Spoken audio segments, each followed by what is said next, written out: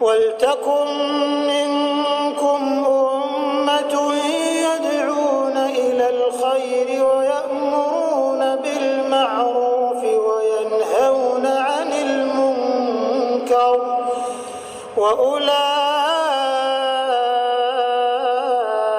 هُمُ الْمُفْلِحُونَ. Allah Azza wa Jalla saking sayangnya sama hamba-hambanya, sampai-sampai pernah ada seorang, dalam hadis Bukhari dijelaskan, pernah ada seorang ibu lagi nyusuin di pinggir jalan di Madinah. Lalu Nabi SAW lewat bersama sahabat dan berkata, siapa di antara kalian yang bisa merampas bayi itu dari ibunya? Kata para sahabat, tidak ada ya Rasulullah. Pastilah ibu itu akan marah, gitu kan. Kata Nabi SAW, demi zat yang ubun-ubunku dalam genggamannya, maksudnya demi Allah, Tuhan kalian Allah lebih sayang kepada kalian daripada ibu itu kepada anaknya. Sebelum seorang hamba melakukan dosa, seseorang kita berbuat dosa, selalu sinyal Allah datang. Dimulai dengan rasa takut, rasa khawatir, kemudian nanti kalau dia tetap lakukan dosa itu, tetap mau berzina, Allah buat dia kepergok misalnya, atau ada pasangannya telepon dia, ada peringatan-peringatan gitu kan. Tetap dia ngotot, nanti ketangkap, kegerebek sama polisi.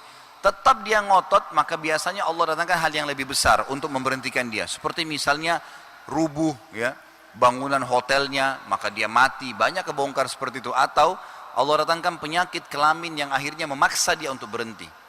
Kata ulama, orang-orang yang kena cobaan berat seperti ini pun dalam kemaksiatan, kena penyakit kelamin, kena berzina, atau karena merampok, kemudian digebukin oleh masyarakat, sampai dia mati pun bentuk kasih sayangnya Allah. Kok bisa? Loh iya, karena Allah sudah berikan sinyal untuk dia berhenti tadi. Diingatkan sebelum mencuri, sebelum zina ada rasa takut, rasa khawatir, nggak berani melangkah, gitu kan? Nggak berani melangkah. Kemudian ada kepergok, ditelepon temannya atau pasangannya, ketangkap sekali, digebukin, masih belum kapok. Akhirnya sekalian Allah buat hal yang lebih besar. Karena Allah tahu kalau orang ini nggak kepergok, ya, mencuri, nggak kepergok, berzina, nggak dipermalukan, maka pasti dia akan terus dalam dosanya dan hukumannya nanti di kuburan dan di akhirat lebih berat. Maka Allah buat dia kepergok, berhenti sampai situ, sehingga dia tidak berat hukumannya hari kiamat dan ada kesempatan dia untuk taubat. Allah zat yang maha pengasih lagi maha penyayang gitu.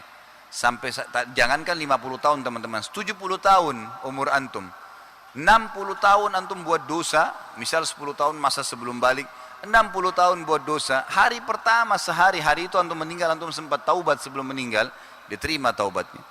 Asal nasuha, kata Imam Nawawi, meninggalkan dosa itu seketika, menyesali dan berjanji sama Allah tidak mengulanginya. Sebagian ulama hadis menambahkan dengan menyibukkan sisa umurnya dengan amal soleh, maka taubatnya diterima. Dan sabda Nabi SAW yang masyhur, at-taubat tajubu ma qablaha, taubat akan mengampuni semua dosa sebelumnya, dalam hadis riwayat Imam Bukhari dan Imam Muslim. Maka berarti sudah bersih dosa-dosa yang dia lakukan.